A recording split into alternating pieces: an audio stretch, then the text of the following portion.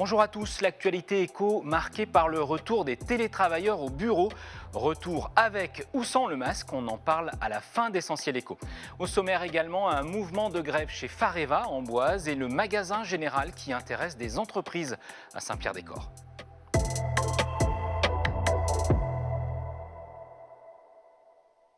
On commence par un mouvement de grève chez Fareva, l'un des industriels qui va fabriquer des vaccins anti-coronavirus.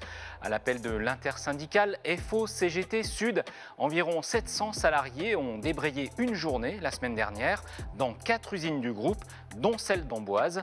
Les syndicats estiment que les salariés sont les grands oubliés de cette période compliquée, alors qu'ils ont réussi à faire tourner les usines malgré la crise et surtout malgré une cyberattaque juste avant Noël.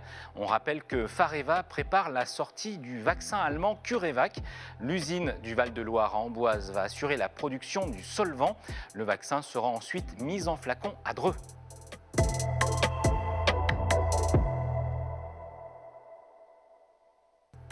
Surendettée, la ville de Saint-Pierre-des-Corps veut vendre son magasin général.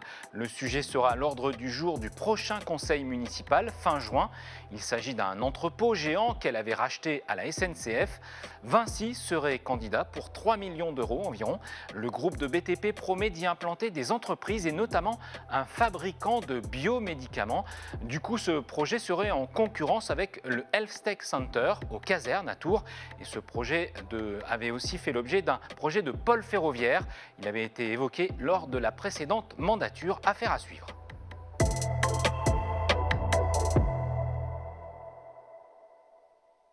Enfin, le masque au bureau, c'est pas tout à fait terminé. Le 9 juin, un nouveau protocole sanitaire est mis en place dans les entreprises.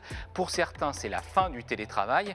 Pour l'extérieur, si on respecte la distance de 2 mètres, le masque n'est plus obligatoire. Idem si on a un bureau isolé. En revanche, dès que cette distance de 2 mètres est à l'extérieur, 1 mètre à l'intérieur n'est pas respectée, n'est pas possible, ou que le bureau est collectif, le masque reste la norme. Pour s'y retrouver, l'Agence nationale des conditions de travail, l'ANACT, vient de sortir un guide pratique. C'est à retrouver sur son site internet en tapant le mot-clé Covid-19. À bientôt.